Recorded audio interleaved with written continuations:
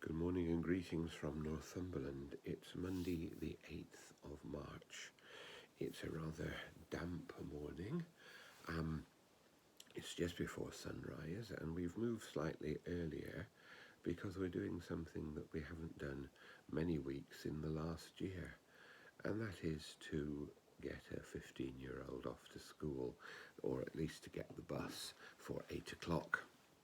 Because today is a significant and an important step on the roadmap. We've been living with the idea of a roadmap for a couple of weeks now since the Prime Minister's broadcast. But actually, it really all begins today.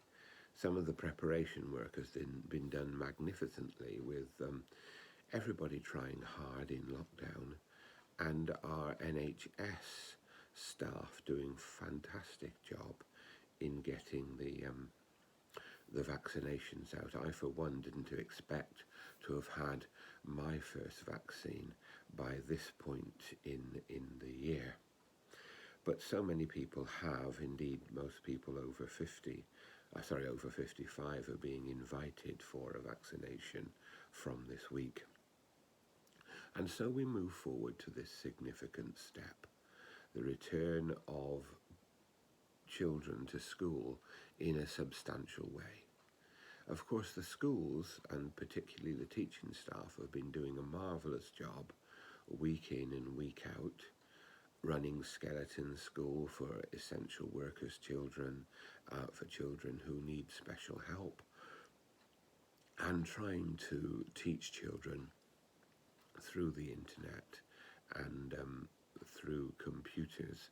I remember when I was a child hearing about children in Australia being taught by the radio and the occasional visit of a teacher in an aeroplane, and it's been rather like that.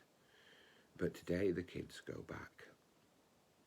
And there are two things that we need to think about, I think, and to pray about. First is the level of anxiety that will be around. Some children, younger children, will hardly be able to remember a time when school happened regularly.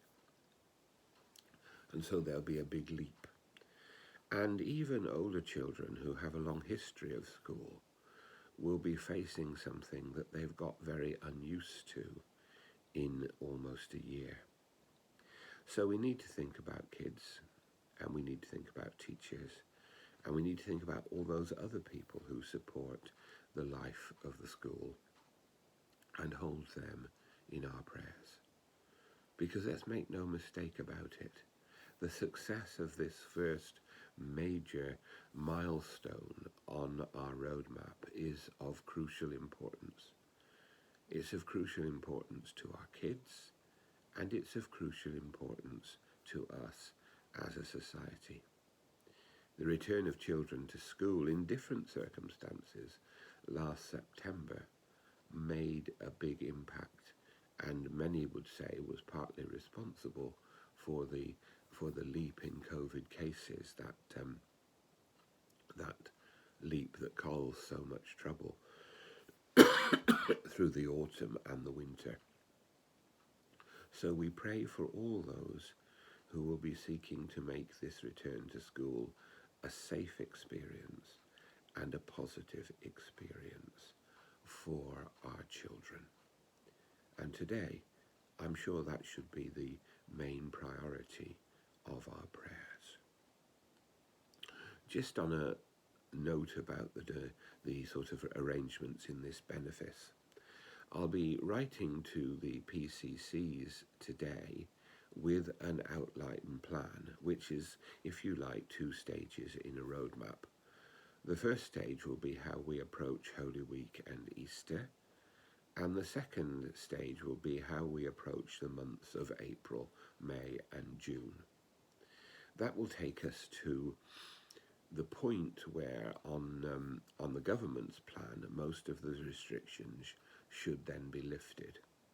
And each PCC will have the opportunity to consider during May how we go forward then from the end of June. So what is published today will be an aspiration, a hope for the way in which we can deal with Easter and then deal with April, May, and June. It's our roadmap. It's the beginnings of how we get back. It doesn't yet consider things like the return of the chalice or the return of singing, because those are still off the table, and we'll can come to those at the appropriate time. But it does make a plan for us to worship together on a regular basis during these months leading up to the end of June.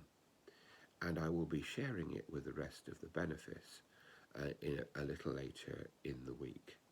So the information will be there for all of us, and we can share it and begin to work our way forward, begin to travel along our own roadmap as we seek to move forward.